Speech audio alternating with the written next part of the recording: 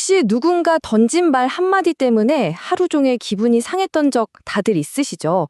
오늘은 바로 그 마음이 왜 그렇게 흔들리는지 아주 오래된 지혜에서 그 답을 찾아보려고 합니다. 반려 단어 3개로요. 진짜 흥미로울 거예요. 누군가 툭 던진 불쾌한 말. 왜 그게 우리 마음을 그렇게 핥히고 하루 종일 머릿속에서 떠나질 않는 걸까요? 정말 누구나 겪는 일이잖아요. 바로 여기서부터 오늘 이야기를 시작해 볼게요. 근데 되게 신기한 게 이 질문에 대한 답이 아주 오래된 경전 속에 숨어 있다는 거예요. 바로 이 세 단어 안에요. 아나따마노, 아나타상 히땅, 그리고 아나따. 이 세 단어가 바로 열쇠입니다. 좋아요. 그럼 첫 번째 열쇠부터 한번 열어볼까요? 우리 마음이 불편해지는 바로 그 시작점, 아나따 마노에 대해서 먼저 알아보겠습니다. 아나따마노라는 말. 이게 뭐냐면요. 말 그대로 불만족스러운 마음이란 뜻이에요. 기분이 상하고 언짢고 낙담한 상태. 우리가 평소에 기분 나빠 라고 말할 때 느끼는 바로 그 감정 있죠? 딱 그거예요. 이런 감정 사실 누구에게나 찾아오거든요. 경전에 보면 이런 이야기가 나와요. 한 위대한 왕이 있었는데 하늘에서 내려온 엄청난 바퀴보물을 잃어버린 거예요. 그러자 왕은 깊은 실망감에 빠졌죠. 바로 이 상태가 아나따마노입니다. 자, 이번은 아주 똑똑한 브라만 학자 이야기예요.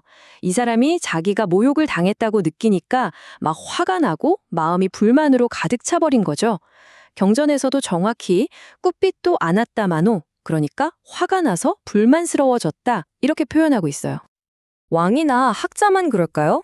천만에요. 평범한 집주인 아주머니가 자기 하녀한테 화가 나서 마음이 언짢아지는 이야기도 나와요. 이것도 똑같이 꿉빛다 아나따마나 라고 불리죠.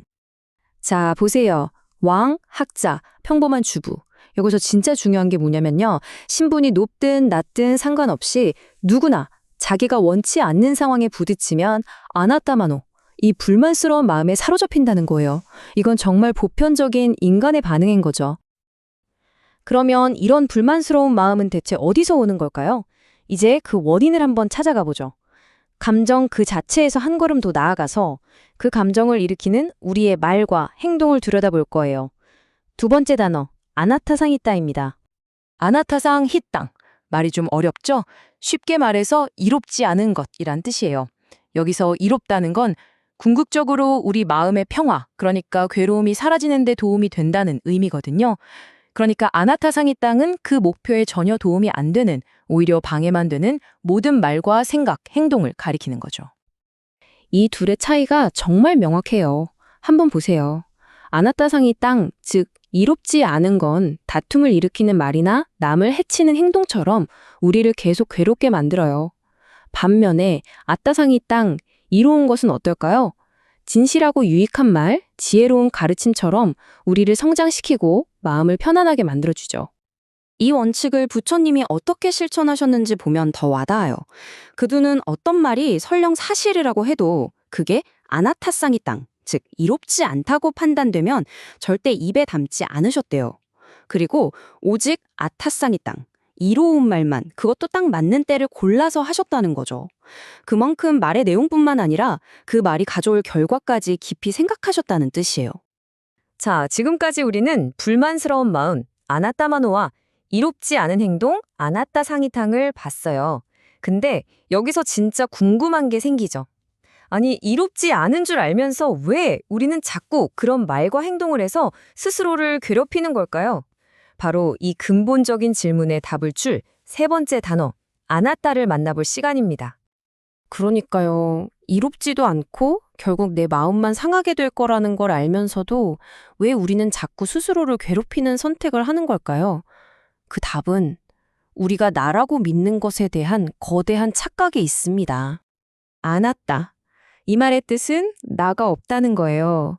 좀 더 정확히는 고정된 실체로서의 나는 없다는 뜻이죠. 이게 무슨 말이냐면 우리가 나라고 철석같이 믿고 지키려고 애쓰는 바로 그 존재가 사실은 영원 불변하는 어떤 독립적인 실체가 아니라는 정말 놀라운 통찰인 거예요. 부처님께서는 우리가 나라고 생각하는 이 모든 게 사실은 5가지 요소, 팔리어로는 반짝한다 라고 하는데 이 5가지 덩어리가 잠시 모여서 나타나는 현상일 뿐이라고 하셨어요. 그 5가지가 뭐냐면요. 첫째, 이 몸, 바로 물질이죠. 둘째, 좋다 싫다 하는 느낌. 셋째, 아, 저건 파란색이네, 저건 네모네 하고 알아차리는 인식. 넷째, 이걸 해야겠다 하고 마음먹게 하는 의도. 그리고 마지막으로 대상을 아는 그 마음 자체, 바로 의식입니다. 우리가 나라고 부르는 건 이 5가지가 계속해서 복잡하게 얽혀서 돌아가는 과정 그 자체이지 그 뒤에 딱 버티고 서 있는 주인 같은 건 없다는 말이에요. 경전에서는 정말 단호하게 말합니다. 물질은 내가 아니다. 느낌도 내가 아니고 인식도, 의도도, 의식도 내가 아니다 라고요. 이 5가지 덩어리 중에 그 어떤 것도 영원한 나라고 딱 꼬집어서 말할 수 있는 건 없다는 선언인 셈이죠. 자, 이제 퍼즐 조각이 다 모였습니다. 아나타마노, 아나타상히땅, 아나타. 이 세 단어를 하나로 끼워보면 우리를 불만스러운 마음에서 자유롭게 해줄 놀라운 지혜가 드러납니다. 우리의 괴로움이 어떻게 만들어지는지 그 과정을 한번 보세요. 1단계, 모든 건 변치 않는 나가 있다는 착각에서 시작돼요. 2단계, 이 착각 때문에 나를 지키려고 혹은 내가 원하는 걸 얻으려고 이롭지 않은 말과 행동, 즉 아나타 상이 땅으로 반응하게 되죠. 그리고 그 결과는 어떨까요? 마지막 3단계, 결국 불만스럽고 언짢은 마음, 아나타마노가 내 안에 생겨나는 겁니다. 결국 자기가 판 함정에 자기가 빠지는 셈이죠. 결국 우리가 겪는 그 수많은 마음의 고통, 그 아나타마노는 어디서부터 오는 걸까요?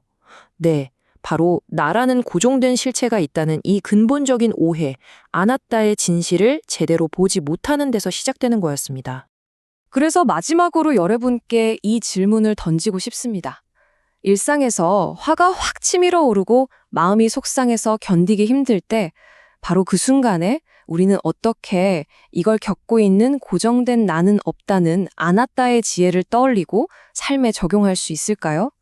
아마 이 질문에 대한 답을 각자 찾아가는 여정이야말로 오늘 우리가 나눈 이야기의 진짜 시작이 아닐까 싶습니다.